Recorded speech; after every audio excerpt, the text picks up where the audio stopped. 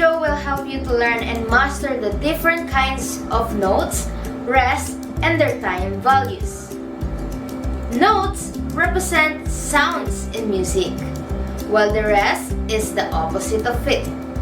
So the rest represent silence in music. So let's begin with the different kinds of notes. The first kind of note we have is what we call whole note. Whole note has a time value of 4 beats, and it is the longest time value of all notes. And it looks like this. As what is said, whole note receives 4 beats or 4 counts, and it sounds like this. 1, 2, 3, 4. 1, 2, 3, 4. 1, 2, 3, 4, and 1, 2, 3, 4. Next kind of note is what we call half note. Half note has a time value of 2 beats, and it looks like this. So we have 1, 2, 1, 2, 1, 2, 1, 2. Next note is what we call quarter note. Quarter note receives 1 beat, and it looks like this. As you can see, the head of a quarter note is already shaded compared to half note. So let's go back to the time value of quarter note. It receives 1 beat. For example, if we have 4 quarter note, it sounds like this. 1, 2, 3, 4. So let's proceed to the next kind of note, what we call 8 note. An 8 note has a time value of 1/2 beat, and it looks like this. As you can see, 8 notes are notated with an oval shaded head with stem and 1 flag or 1 hook. And it sounds like this. 1 and 2 and 3 and 4 and again. 1 and 2 and 3 and 4 and. So that is the beat of 8 note with 1/2 beat. And our last note is what we call 16th note. 16th note has a time value of 1/4 beat, and it looks like this. So 16th note are also notated with an oval shaded head with stem and 2 flags or 2 hooks. For you to follow the right beat of this 16th note, you can use this pattern.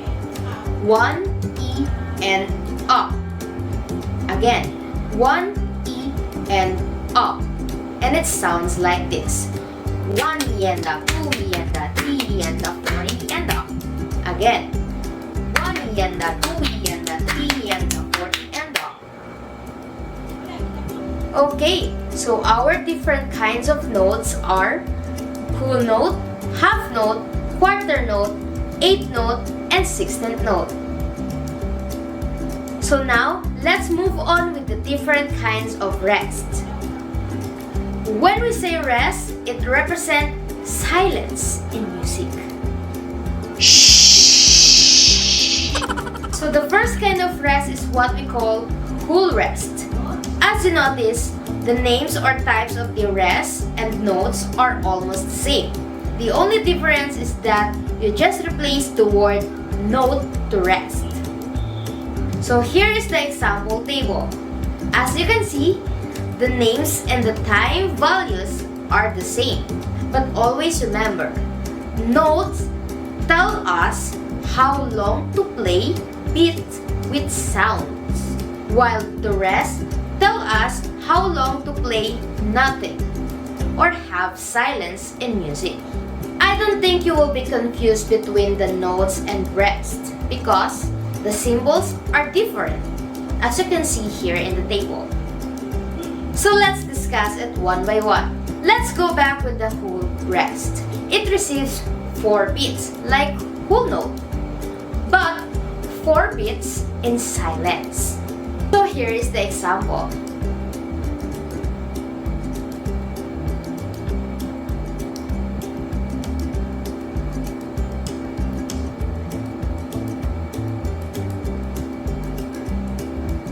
Okay?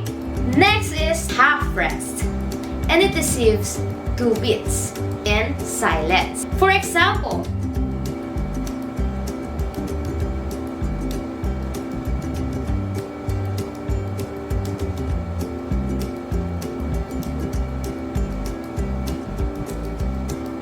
next is the quarter rest, and this is the symbol of quarter rest. It receives 1 beat in silence. So here is the example.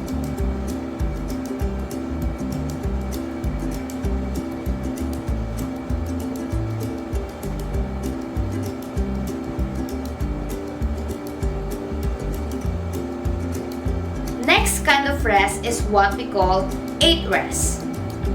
It has a time value of 1/2 beat, and it looks like this. And this is the example of 8 rest.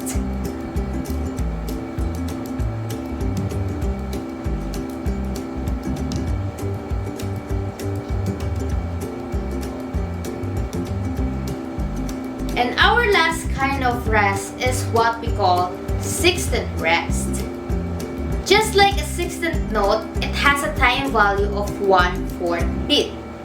Again, in 16th note, you have to follow this pattern for you to be able to follow the right beat. So 1, E, and A. So here is the example.